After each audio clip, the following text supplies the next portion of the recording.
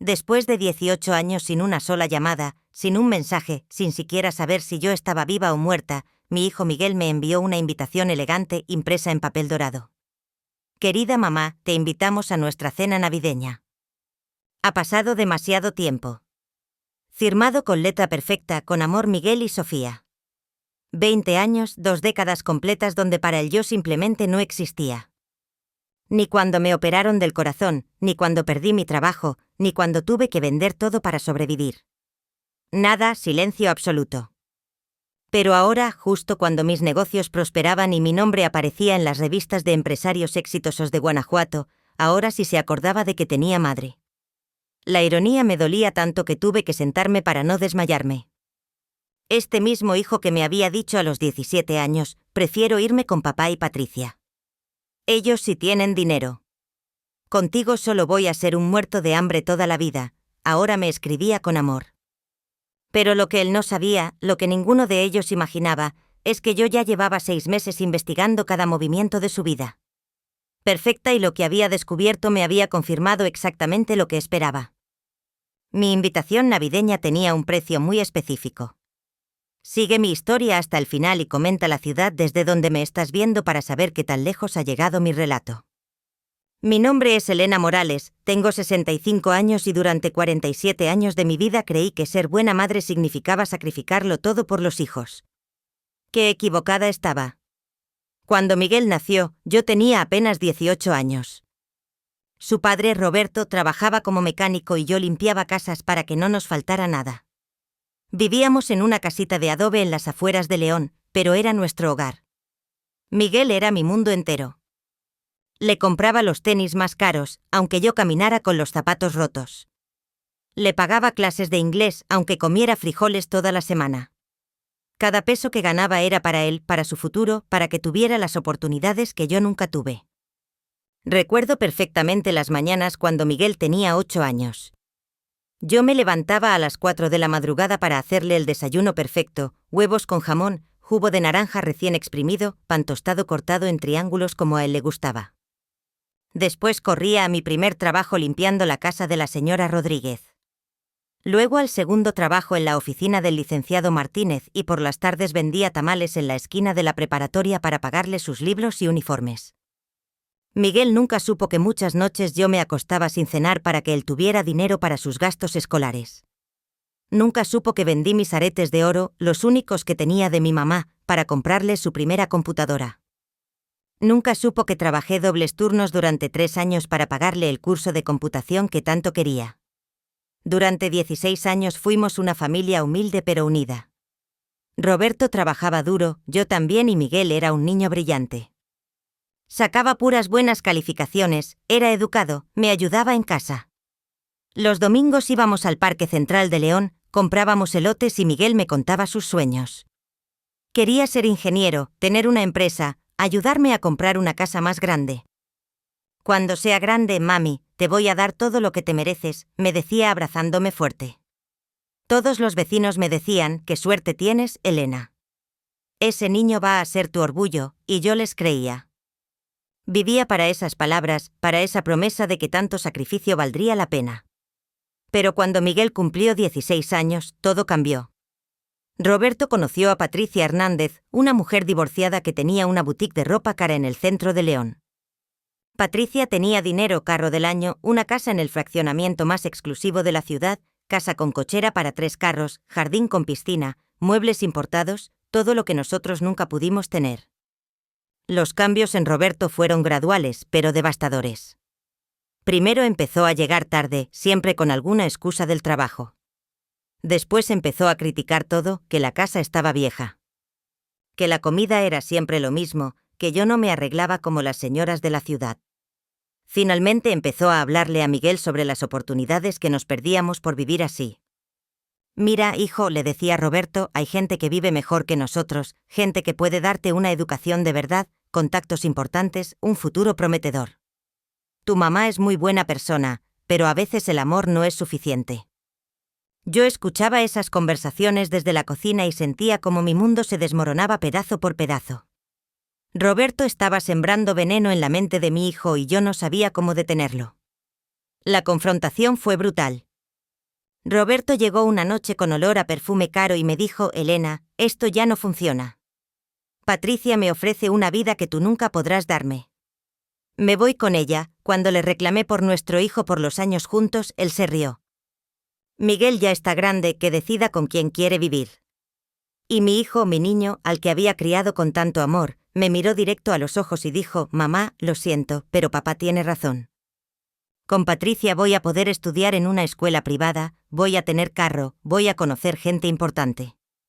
Contigo siempre voy a ser pobre. Esas palabras me partieron el alma. Pero lo que más me dolió fue cuando agregó: cuando seas alguien en la vida, hablamos. Se fueron esa misma noche. Roberto, Miguel y su nueva vida de lujos con Patricia me dejaron sola en esa casita de adobe con el corazón destrozado y sin un peso. Durante meses lloré hasta quedarme sin lágrimas. Los primeros días ni siquiera podía levantarme de la cama. La casa se sentía como una tumba, llena de recuerdos de mi hijo que ya no volvería. Pero el abandono de Miguel no terminó esa noche. Lo que siguió fueron 20 años de humillaciones sistemáticas que me marcaron para siempre. Los primeros meses después de que se fueron, yo todavía tenía esperanza. Pensaba que Miguel me llamaría, que extrañaría nuestras pláticas, nuestros domingos juntos. Me quedaba despierta hasta tarde esperando una llamada que nunca llegó. Pasé su cumpleaños número 17 sentada junto al teléfono con un pastel que había horneado para él. Nadie vino, nadie llamó. 6 meses después me enteré por una vecina que Miguel estudiaba en el colegio americano, la escuela más cara de León. Lo vi en un carro nuevo. Elena, se ve muy bien el muchacho, muy elegante. Me dijo doña Carmen con esa sonrisita que me partía el alma. Yo sonreí y le dije que me daba mucho gusto, pero por dentro me moría. Mi hijo tenía todo lo que había soñado, pero ya no me necesitaba para nada. El primer año fue devastador, pero yo seguía creyendo que algún día volvería. Le mandaba cartas por el cumpleaños, por Navidad, por el Día del Niño. Nunca recibí respuesta, ni una sola línea, ni siquiera para decirme que estaba bien. En el segundo año decidí ir a buscarlo a su nueva escuela. Me arreglé lo mejor que pude. Tomé 2 camiones para llegar al colegio americano y me quedé esperando en la puerta hasta que saliera. Cuando lo vi, casi no lo reconocí. Tenía ropa de marca, mochila cara, zapatos que costaban más que mi renta. Estaba rodeado de muchachos que se veían igual de acomodados. Miguel, le grité desde la banqueta. Miguel, soy yo o tu mamá. Él volteó, me vio y por un segundo vi algo en sus ojos, vergüenza, tristeza, pero inmediatamente se endureció. Se acercó a mí y me dijo en voz baja: ¿qué haces aquí? Me estás avergonzando frente a mis amigos. Hijo, solo quería verte, saber cómo estás, si necesitas algo. No necesito nada de ti, me interrumpió. Ya te dije, cuando seas alguien en la vida, hablamos. Mientras tanto, por favor, no vengas aquí. Se dio la vuelta y se fue caminando con sus amigos. Uno de ellos preguntó quién era esa señora, y Miguel respondió: nadie importante. Esas 2 palabras me destruyeron más que todo lo anterior. Nadie importante. Yo, que había sido su mundo entero, ahora era nadie importante. Los años siguientes fueron una sucesión de rechazos cada vez más crueles. Cuando Miguel cumplió 18, fui a buscar su dirección para mandarle un regalo. La secretaria de Patricia me dijo por teléfono: señora, Miguel me pidió que le dijera que si usted sigue molestando, van a tener que hablar con un abogado. Cuando cumplió 21, me enteré por casualidad que se había graduado de la universidad, Ingeniería en Sistemas, en una universidad privada carísima. Traté de llamarlo para felicitarlo. Alguien contestó el teléfono y cuando dije que era Elena Morales, su mamá, la voz me dijo: Miguel no tiene mamá, se equivocó de número. A los 25 años se casó con Sofía, una muchacha de familia adinerada de Guadalajara. Me enteré porque vi las fotos en el periódico social. Era una boda espectacular en una iglesia colonial hermosa con más de 300 invitados. Miguel se veía guapísimo en su smoking. Sofía parecía una princesa con su vestido que seguramente costaba más que todo lo que yo había ganado en mi vida. En la foto familiar estaban Roberto, Patricia, los papás de Sofía, hermanos, primos, amigos, todos sonriendo perfectamente. Yo no existía en esa historia.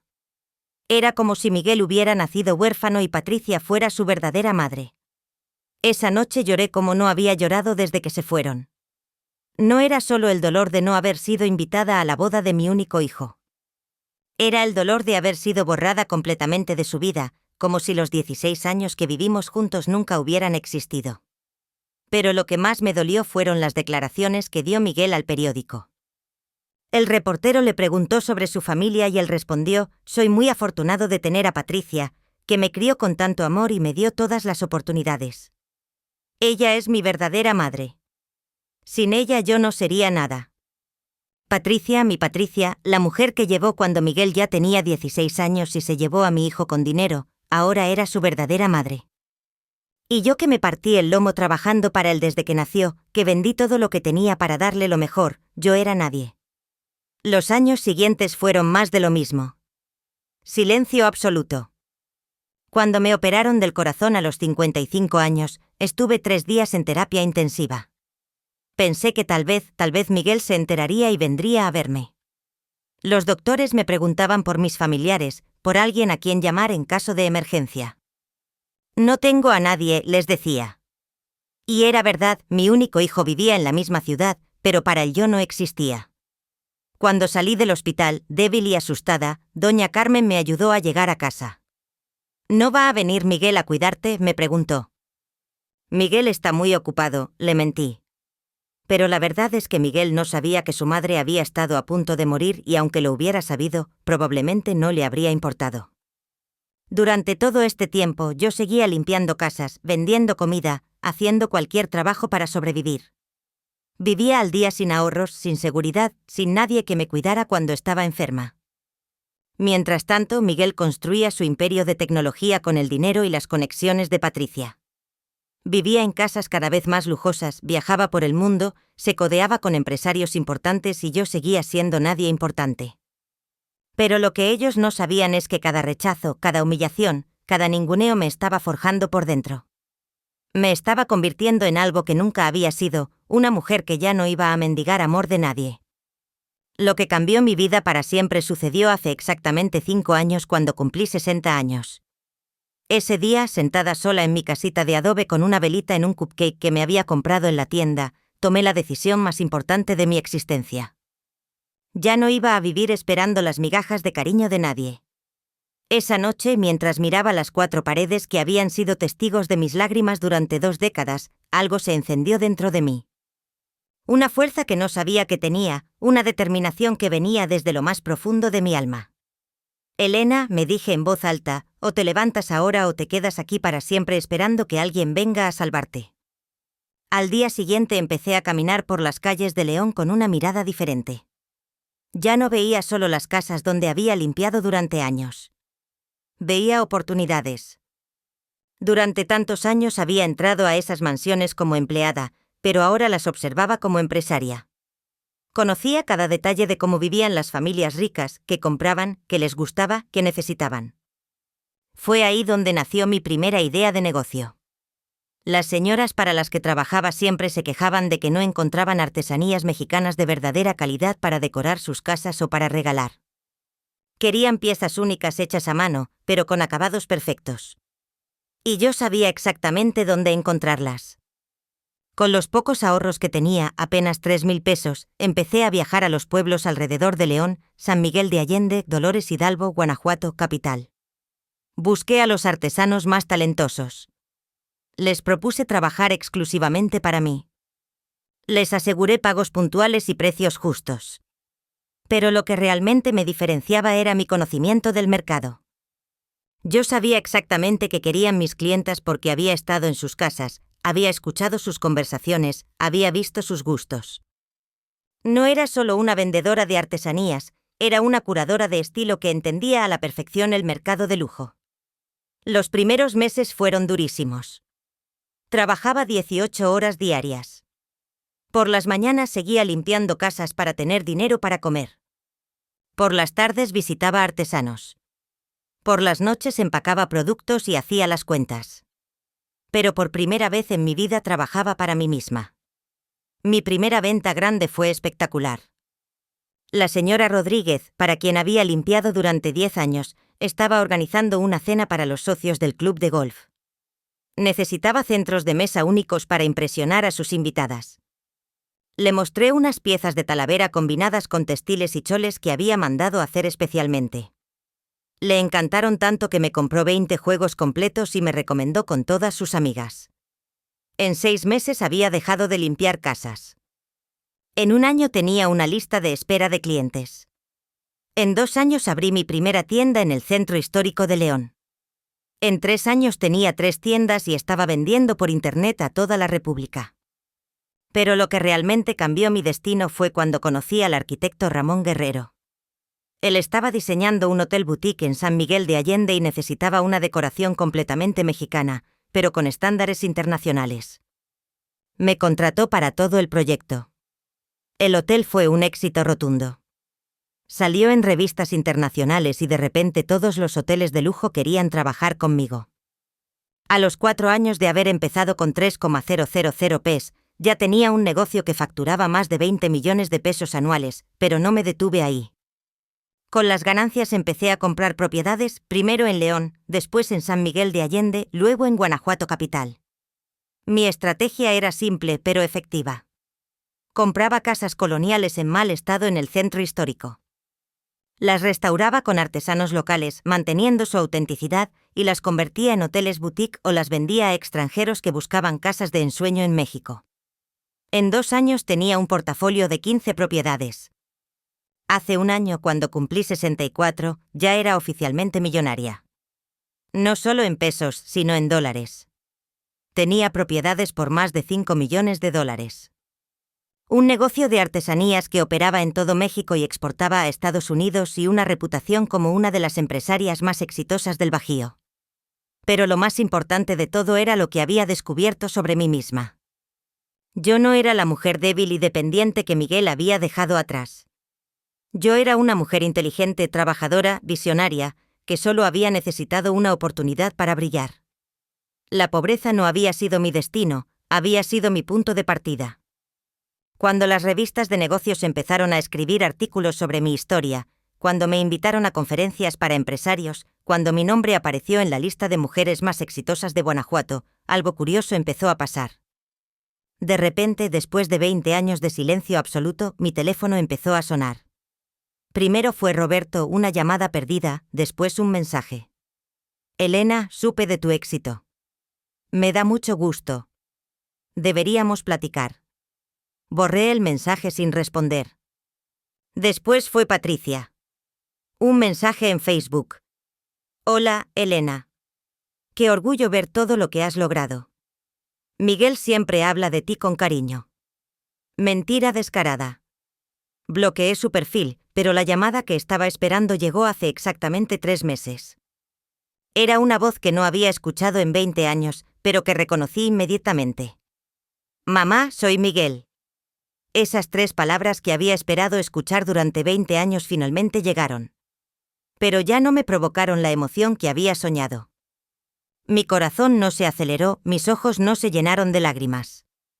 En cambio, sentí una extraña calma, como si hubiera estado esperando exactamente esta llamada en exactamente este momento.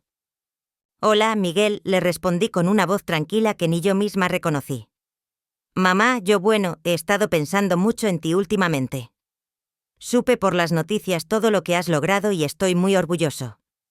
Siempre supe que eras una mujer especial. Mentira, pura mentira. Durante 20 años fui nadie importante y ahora de repente era una mujer especial. Pero en lugar de reclamarle, decidí jugar su juego. Qué gusto escucharte, hijo. ¿Cómo estás? ¿Cómo está tu familia? Estamos muy bien, mamá. Sofía y yo tenemos 2 hijos preciosos, Ana de 15 años y Joaquín de 12. Son unos niños maravillosos. Siempre les hablo de ti. Otra mentira. Sí, siempre les hablaba de mí, porque durante 15 y 12 años respectivamente nunca había recibido ni una sola foto de mis nietos. ¿Por qué no sabía ni sus nombres hasta ese momento? Me da mucho gusto saber que tengo nietos, le dije. Me encantaría conocerlos algún día. Claro, mamá, por supuesto. De hecho, ese es el motivo de mi llamada. Sofía y yo hemos estado hablando mucho sobre la familia, sobre la importancia de mantener unidos los lazos familiares. Creemos que hemos estado separados demasiado tiempo. ¡Qué casualidad! 20 años de lágrimas, de soledad, de enfermedades sin que nadie me cuidara. Y justo ahora que soy millonaria, de repente descubren la importancia de los lazos familiares. Tienes razón, Miguel. La familia es lo más importante. Le respondí siguiendo su teatro. Por eso queríamos invitarte a cenar en nuestra casa para Navidad. Nada muy elaborado, solo una cena íntima para que conozcas a los niños y platicemos sobre todo este tiempo perdido. Me encantaría, hijo. Perfecto. Te voy a mandar la dirección por mensaje. Tenemos una casa nueva en Puerta de Hierro, ya sabes, para estar más cerca de las escuelas de los niños. Puerta de Hierro, el fraccionamiento más exclusivo de Guadalajara. Por supuesto que tenían casa ahí. Miguel siempre había querido lo mejor y ahora lo tenía. Estaré ahí, Miguel. Muchas gracias por la invitación. Gracias a ti, mamá. No sabes qué feliz me hace que por fin volvamos a estar juntos. Cuando colgué el teléfono, sonreí por primera vez en meses. Pero no era una sonrisa de felicidad, era una sonrisa de satisfacción, porque desde el momento que escuché su voz, supe exactamente lo que estaba pasando. Miguel no me había llamado por amor, ni por nostalgia, ni por los nietos. Miguel me había llamado porque necesitaba algo y yo tenía una idea bastante clara de qué era. Esa misma noche contraté a Investigaciones Privadas Guerrero, la empresa de detectives más discreta de Guadalajara. Le dije al licenciado Guerrero exactamente lo que necesitaba. Información completa sobre la situación financiera de Miguel Morales Hernández y Sofía Morales de Herrera. Cuentas bancarias, inversiones, deudas, hipotecas, tarjetas de crédito, negocios, todo. ¿Qué tan profundo quiere que investiguemos, señora Morales?, me preguntó el licenciado. Todo. Quiero saber hasta de qué color son sus calzones, pero quiero discreción absoluta. Nadie debe saber de esta investigación. ¿Entendido? Le tendremos un reporte completo en 2 semanas. Mientras esperaba el reporte, decidí hacer mi propia investigación. Durante años había perfeccionado el arte de volverme invisible, de escuchar sin ser vista, de observar sin ser notada. Habilidades que había desarrollado limpiando casas, pero que ahora iba a usar para un propósito completamente diferente. Empecé a moverme en los círculos sociales donde se movía Miguel. Clubes deportivos, eventos de empresarios, cenas de caridad, como Elena Morales, la exitosa empresaria de artesanías y bienes raíces, tenía acceso a lugares donde antes nunca habría podido entrar. En el Club de Golf Guadalajara, durante un torneo de caridad, escuché por casualidad una conversación entre 2 socios que conocían a Miguel. «Pobre Miguel», decía uno. Su empresa de software está en números rojos desde hace 2 años. Los clientes se fueron con empresas más grandes y él se quedó con los gastos fijos. Y esa casa en Puerta de Hierro los está matando, agregó el otro. Hipoteca de 30,000 pesos mensuales más los colegios de los niños, más los carros más el estilo de vida. Sofía no quiere bajar el nivel de vida por nada del mundo y Patricia no los ayuda. Patricia ya se hartó. Les prestó una fortuna el año pasado y no le han pagado ni un peso. Ahora les dice que se las arreglen solos. Interesante, muy interesante. Miguel estaba quebrado y Patricia, su verdadera madre, ya no quería seguir financiando su estilo de vida de lujo.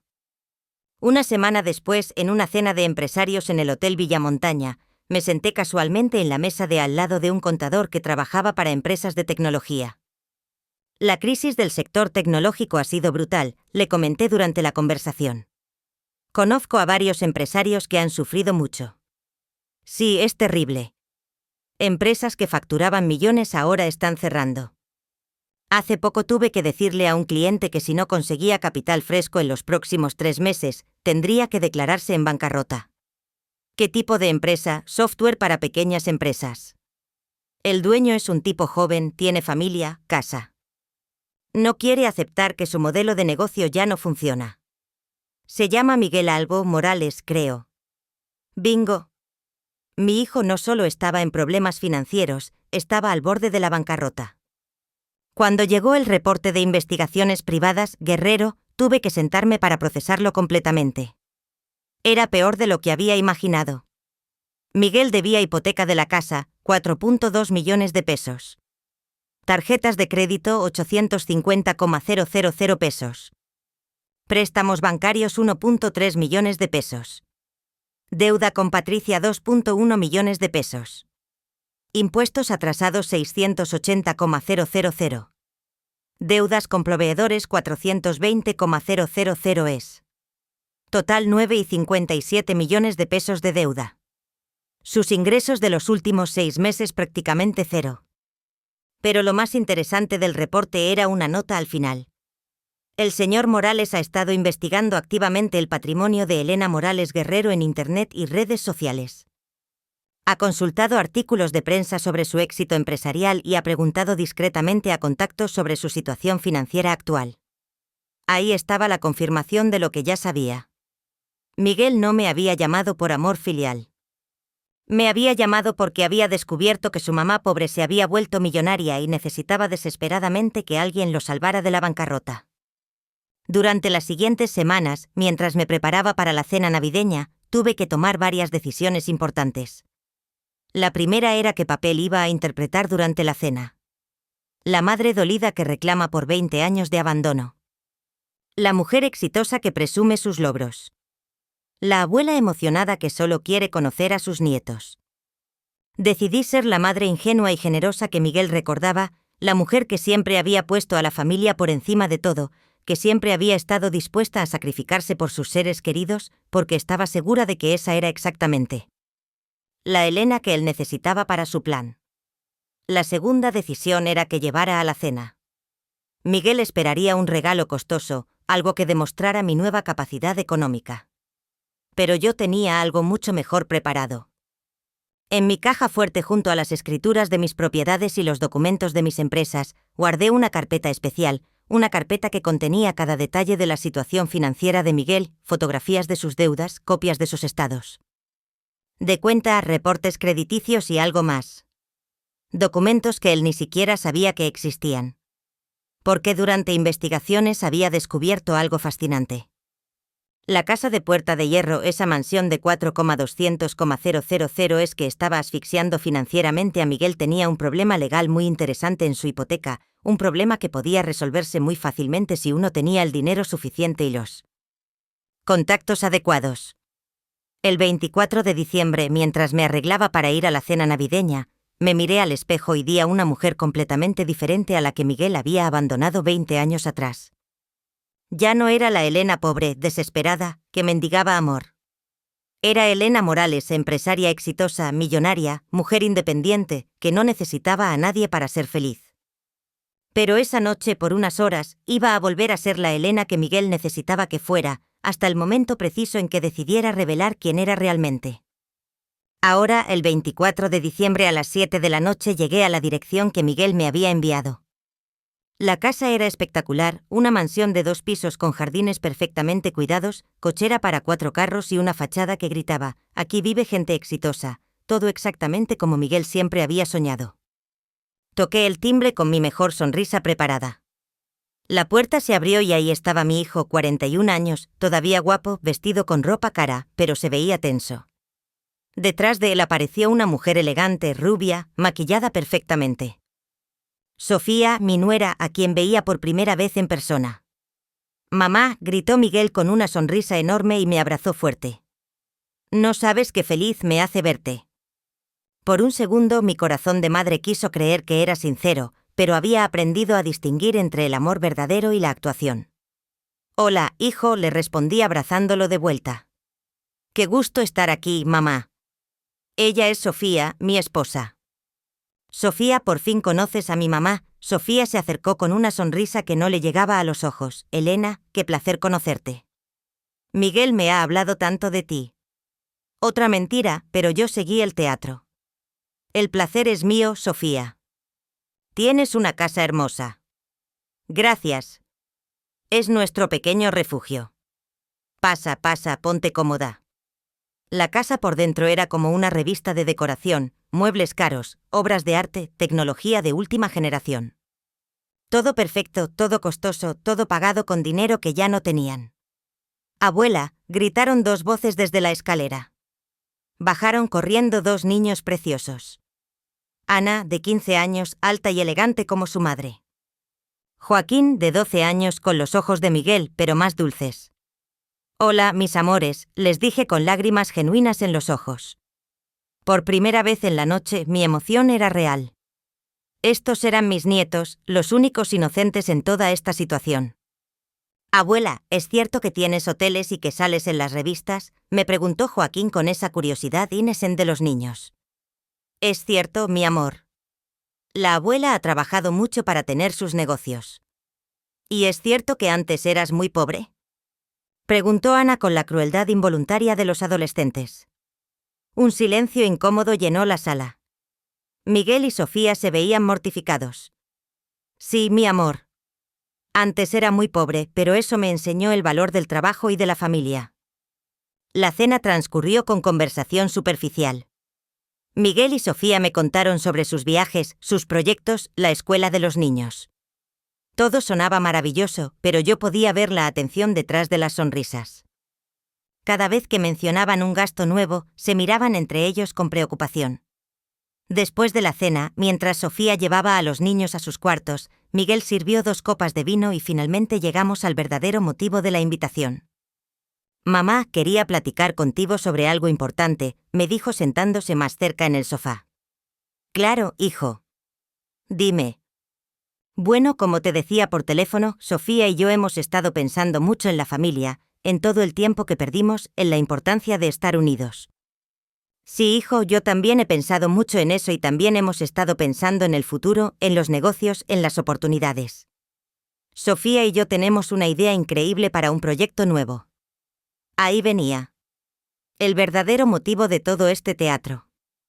¿Qué tipo de proyecto, hijo? Es algo revolucionario, mamá. Inteligencia artificial aplicada al sector turístico. Imagínate una plataforma que conecte hoteles boutique con viajeros que buscan experiencias auténticas, exactamente como los hoteles que tú manejas. Qué conveniente, justo el tipo de negocio que se conectaba con mi industria. Suena muy interesante, Miguel. Es más que interesante, mamá. Es el futuro. Ya tenemos todo planeado, los contactos con desarrolladores, el plan de negocios, todo. Solo necesitamos el capital inicial para arrancar. ¿Y cuánto capital necesitan? Miguel respiró profundo. Necesitamos 10 millones de pesos para empezar. Fuerte y competir con las empresas grandes. 10 millones de pesos. Curiosamente, casi exactamente la cantidad de deuda que tenía. Es mucho dinero, hijo. Sí, mamá, pero es una inversión segura. En 2 años vamos a triplicar ese dinero y obviamente tú serías socia mayoritaria, sería tu empresa también. Sofía regresó en ese momento como si hubiera estado esperando la señal. Elena, perdón que me meta en la conversación, pero estoy muy emocionada con este proyecto. Miguel es un genio de la tecnología y tú tienes la experiencia en turismo de lujo. Sería una sociedad perfecta. Además, mamá, agregó Miguel, sería una forma maravillosa de trabajar juntos, de recuperar el tiempo perdido. Imagínate, después de tantos años separados, ahora podríamos ser socios, familia y empresa al mismo tiempo.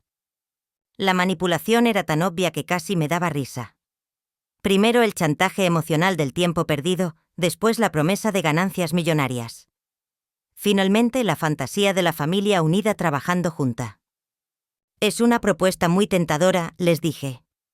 Pero 10 millones de pesos es una decisión muy grande. Necesito pensarlo. Vi el pánico en sus ojos. No habían esperado resistencia. Claro, mamá, por supuesto, dijo Miguel rápidamente. Pero me gustaría que supieras que tenemos una ventana de oportunidad muy corta. Hay otros inversionistas interesados, pero obviamente preferimos trabajar con familia. La presión clásica del vendedor desesperado.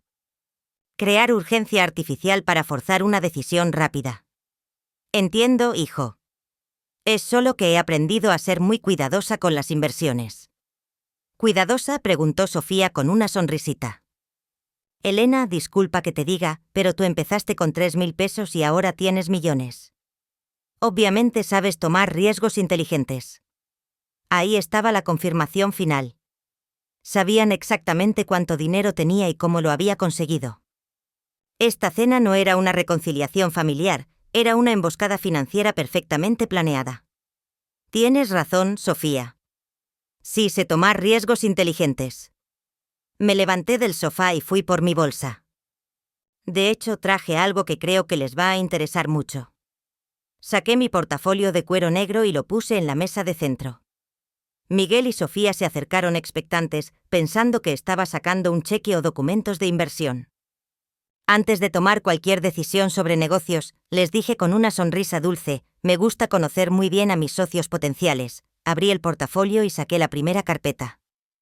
Era el reporte completo de investigaciones privadas Guerrero, por ejemplo. Continué como si estuviera hablando del clima. Me gusta saber cuál es su situación financiera real. La cara de Miguel se puso pálida cuando vio los documentos. Miguel, leí en voz alta. Deuda hipotecaria 4,200,000 pesos. Tarjetas de crédito 850,000 pesos. Préstamos bancarios 1,300,000 pesos. Mamá, ¿qué es esto?, balbuceó Miguel. Es tu situación financiera real, hijo. La que investigué antes de venir aquí. Seguí leyendo. Deuda con Patricia Hernández, 2,100,000 pesos. Impuestos atrasados 680,000 pesos. Sofía se había quedado muda con la copa de vino temblando en su mano. Pero lo más interesante, continué sacando más documentos. Es esto. Puse sobre la mesa las fotografías que había tomado mi detective de Miguel, saliendo de oficinas bancarias, reuniéndose con prestamistas, vendiendo activos de su empresa. Durante los últimos 3 meses, mientras planeabas esta cena familiar, también estabas vendiendo todo lo que podías para evitar que te embargaran la casa. Miguel se puso de pie bruscamente. Mamá, esto es una violación a nuestra privacidad. ¿No tenías derecho a investigarnos? Derecho, le pregunté manteniendo mi voz calmada. Como el derecho que tenías tú de desaparecerme durante 20 años y aparecer solo cuando necesitabas dinero. Eso no es cierto. Yo quería verte porque eres mi madre. Miguel, saqué otro documento del portafolio. Aquí tengo el historial de tus búsquedas en Internet de los últimos 2 meses. Buscaste Elena Morales Patrimonio, Elena Morales Fortuna, Empresarios Ricos Guanajuato. También ibas a negar eso. El silencio en la sala era ensordecedor. Finalmente Sofía habló con voz temblorosa. Elena, está bien. Sí, estamos pasando por problemas económicos, pero eso no significa que Miguel no te ame. A veces las familias se ayudan en momentos difíciles. Familias. Me reí sin humor. Ahora somos familia. Cuando Miguel me dijo que era nadie importante, éramos familia. Cuando me dijeron que se habían equivocado de número, éramos familia. Cuando estuve 3 días en terapia intensiva y nadie vino a verme, éramos familia. Miguel se sentó de nuevo con la cabeza entre las manos. Mamá, yo era muy joven. Cometí errores terribles, pero ahora quiero enmendarlos. Enmendarlos con 10 millones de pesos, Miguel. No es solo por el dinero. Por supuesto que es solo por el dinero. Grité por primera vez en la noche. Durante 20 años fui una mujer pobre limpiando pisos, vendiendo tamales y para ti yo no existía. Pero en cuanto salgo en las revistas como millonaria, de repente descubres el amor filial. Saqué el último documento de mi portafolio. Era lo que había estado guardando para el final. Pero, ¿sabes qué es lo más triste de todo esto, Miguel? Es que yo sí venía dispuesta a ayudarte. Los ojos de Miguel se iluminaron con esperanza. Durante estas semanas, mientras ustedes planeaban cómo manipularme, yo estaba investigando formas de salvarlos de la bancarrota, porque a pesar de todo, sigue siendo mi hijo. Puse el último documento en la mesa. Era un contrato de compra. Este es el contrato de compra de tu hipoteca, Miguel. Compré tu deuda al banco la semana pasada. Miguel y Sofía se quedaron petrificados. ¿Qué? ¿Qué significa eso?, susurró Sofía. Significa, mi querida nuera, que yo soy ahora la dueña de esta casa. Ustedes ya no le deben al banco, me deben a mí. Miguel se puso de pie tambaleándose. Eso es imposible. Los bancos no pueden vender hipotecas así nada más. Pueden cuando el deudor está en mora por 3 meses y cuando alguien ofrece pagar la deuda completa más una penalización. 4,800,000 pesos fue lo que pagué por su casa. La realidad los golpeó como un martillo. Durante semanas habían planeado estafarme 10 millones de pesos sin saber que yo ya era dueña de su patrimonio más valioso. Pero tranquilos. Continué con una sonrisa que no tenía nada de maternal. Soy una mujer generosa. Les voy a dar 2 opciones. Saqué 2 contratos más de mi portafolio. Opción 1. Ejecuto la hipoteca mañana mismo. Los desalojo legalmente. Vendo la casa y ustedes quedan en la calle con una demanda judicial que los perseguirá por años. Esta opción incluye que toda la ciudad de Guadalajara se entere de que la familia perfecta de Miguel Morales era una fachada construida con deudas. Miguel y Sofía se veían como si estuvieran viendo su propia muerte. Opción 2. Firman ahora mismo este contrato donde me transfieren voluntariamente la propiedad de la casa. A cambio, yo liquido todas sus deudas pendientes y les doy 6 meses para encontrar una casa más modesta donde vivir. También les garantizo que nadie se van a enterar de su situación financiera real. Pero, ¿dónde vamos a vivir?, lloró Sofía.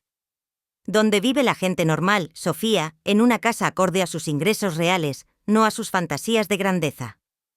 Miguel me miró con una mezcla de respeto y terror que nunca había visto antes. Y si no aceptamos ninguna de las 2 opciones, no existe esa alternativa, hijo. Yo ya soy la dueña de esta casa. La decisión es si se van por las buenas o por las malas. Un silencio largo llenó la sala. Finalmente Miguel habló con voz quebrada. ¿Por qué, mamá? ¿Por qué nos haces esto? No te estoy haciendo nada, Miguel. Te estoy dando exactamente lo que me diste a mí durante 20 años. Una lección sobre las consecuencias de nuestras decisiones. Pero nosotros somos tu familia, no, Miguel, familia es quien está contigo en las buenas y en las malas. Familia es quien te ama cuando tienes todo y cuando no tienes nada. Ustedes son solo personas que comparten mi sangre y que aparecieron cuando les convino. Sofía rompió en llanto. Elena, por favor, piensa en los niños. Ellos no tienen la culpa de nada. Tienes razón, los niños no tienen la culpa. Por eso la opción 2 incluye que me hago cargo de su educación hasta que terminen la universidad. Pero en escuelas públicas para que aprendan el valor del dinero que ustedes nunca les enseñaron. Miguel se acercó a mí con lágrimas en los ojos. Mamá, está bien. Entiendo tu enojo. Nos merecemos esto, pero por favor danos una oportunidad de ser una familia real. Yo quiero conocerte. Quiero que seas parte de nuestras vidas.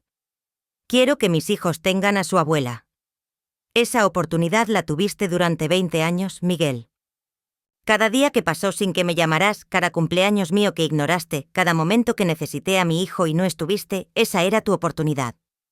Puse las plumas sobre la mesa. Ahora solo te estoy dando la misma oportunidad que tú me diste a mí. La oportunidad de empezar de cero, sin dinero, sin casa lujosa, sin estatus social. La oportunidad de descubrir quién eres realmente cuando no tienes nada. Miguel tomó una de las plumas con mano temblorosa. Si firmo esto, ¿hay alguna posibilidad de que algún día me perdones? El perdón se gana, Miguel, y se gana con tiempo, con acciones, con humildad real, no con manipulaciones ni con palabras bonitas. Y si trabajo duro, si cambio, si demuestro que puedo ser el hijo que merezco, entonces tal vez algún día puedas volver a llamarme mamá. Pero va a tener que ser porque realmente me amas, no porque necesitas algo de mí. Miguel firmó los papeles. Sofía firmó también, llorando en silencio. Cuando terminaron, guardé todos los documentos en mi portafolio y me puse de pie. Los niños pueden quedarse a terminar el ciclo escolar. Después tendrán que cambiarse a escuelas públicas. Tienen 6 meses para encontrar una nueva casa y un trabajo real. Me dirigí hacia la puerta y me detuve. Ay, Miguel, si en algún momento durante estos 6 meses sientes la tentación de odiarme o de sentirte víctima, recuerda esto. Yo no te estoy castigando. Te estoy regalando la misma oportunidad que tú me diste a mí, la oportunidad de descubrir de qué estás hecho realmente. Salí de esa casa sintiendo algo que no había sentido en 20 años. Justicia. Pero también algo más profundo, la certeza de que finalmente había cerrado un capítulo de mi vida que me había mantenido encadenada durante demasiado tiempo. 6 meses después de esa Navidad, estoy sentada en la terraza de mi nueva casa en San Miguel de Allende, viendo el atardecer sobre los tejados coloniales, tomando una copa de vino y reflexionando sobre cómo cambió mi vida para siempre.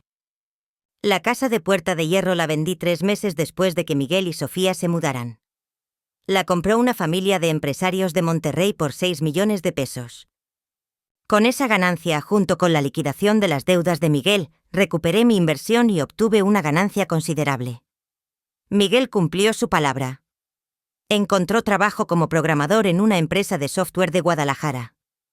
No es el trabajo glamoroso de empresario que había soñado, pero es un trabajo honesto que le permite pagar la renta de su nueva casa en una colonia de clase media. Sofía tuvo que cerrar su boutique de accesorios, que nunca había sido rentable, y ahora trabaja como coordinadora de eventos en un hotel. También es trabajo honesto. Los niños se adaptaron mejor de lo que esperaba. Ana al principio lloró mucho por tener que dejar su escuela privada. Pero ahora está en una preparatoria pública donde ha descubierto que es muy buena para el teatro. Joaquín se integró perfectamente a su nueva escuela y hasta me confesó que prefiere a sus nuevos amigos porque no presumen tanto dinero. Lo más sorprendente es que Miguel me llama cada domingo. Las primeras llamadas eran incómodas, tensas, llenas de silencios, pero poco a poco hemos empezado a tener conversaciones reales. Me cuenta sobre su trabajo, sobre los retos de vivir con un presupuesto limitado, sobre las cosas que está aprendiendo de sí mismo. Hace 3 semanas me dijo algo que me llegó al corazón. Mamá, por primera vez en mi vida estoy orgulloso del dinero que gano porque me lo estoy ganando honestamente. Antes todo era prestado, regalado o conseguido con engaños. Ahora cuando pago la renta, sé que ese dinero salió de mi trabajo. Sofía también ha cambiado. La mujer superficial y materialista que conocí en esa cena navideña ha tenido que enfrentarse a la realidad de trabajar para vivir. La última vez que hablamos me dijo Elena, antes odiaba mi trabajo porque pensaba que era temporal. Ahora lo disfruto porque entiendo que es mi responsabilidad. Pero el cambio más hermoso ha sido con mis nietos. Ana y Joaquín vienen a visitarme cada vacaciones aquí a San Miguel de Allende. Les enseño sobre los artesanos locales, los llevo a conocer los talleres donde se hacen las piezas que vendo en mis tiendas. Les explico cómo construí mi empresa desde cero. Ana me dijo el mes pasado: abuela, antes pensaba que ser rico era tener muchas cosas caras, pero ahora entiendo que ser rico es poder hacer lo que te gusta y vivir sin deberle nada a nadie. Mis ojos se llenaron de lágrimas cuando escuché esas palabras. Joaquín ha desarrollado una pasión por la historia del arte mexicano. Quiere estudiar para ser curador de museos. Abuela, me dice, quiero ayudar a que la gente entienda lo valiosas que son nuestras tradiciones, como tú haces con las artesanías. Mis negocios han seguido creciendo. Ahora tengo tiendas en 5 estados y estoy expandiendo mis exportaciones a Europa. Pero lo más satisfactorio es que he creado una fundación que da becas a artesanos jóvenes para que estudien técnicas tradicionales y las mantengan vivas. Patricia, curiosamente, me buscó hace 4 meses. Quería disculparse por todo lo que había pasado. Me dijo que nunca imaginó que sus acciones iban a separar a una madre de su hijo durante tanto tiempo. Le dije que ya no guardaba rencores, que cada quien había tomado sus decisiones y cada quien había vivido las consecuencias. Roberto murió hace 2 años de un infarto. Me enteré por el periódico. No sentí tristeza, pero tampoco satisfacción. Solo una extraña sensación de que un capítulo muy viejo finalmente se había cerrado para siempre. La relación con Miguel sigue siendo un trabajo en progreso. No hemos llegado al punto donde puedo decir que somos una familia normal, pero estamos construyendo algo nuevo sobre bases honestas.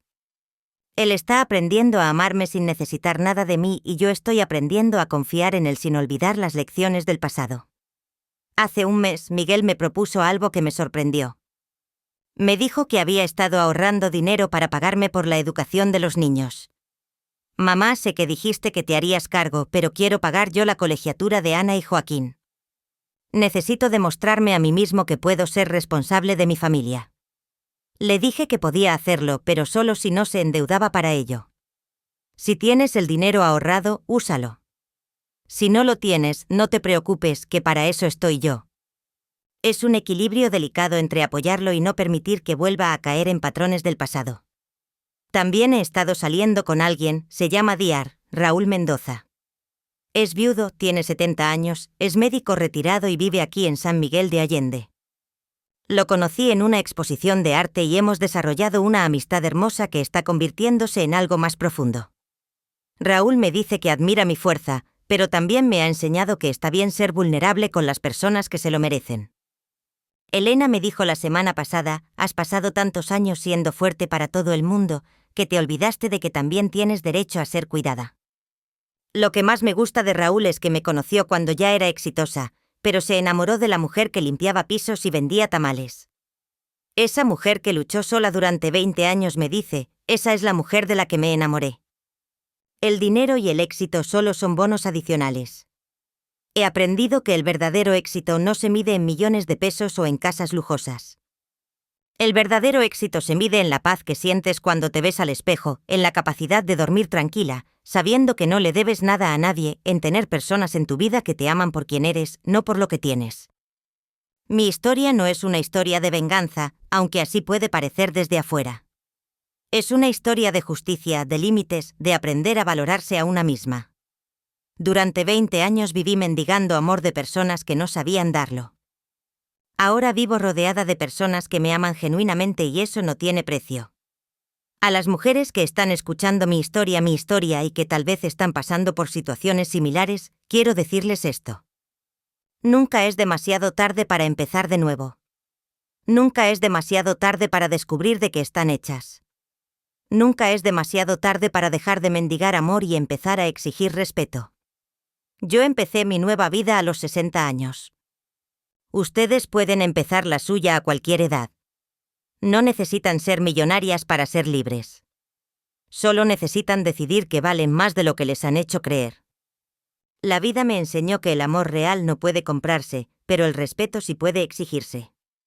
Que la familia no es quien comparte tu sangre, sino quien está contigo cuando más lo necesitas.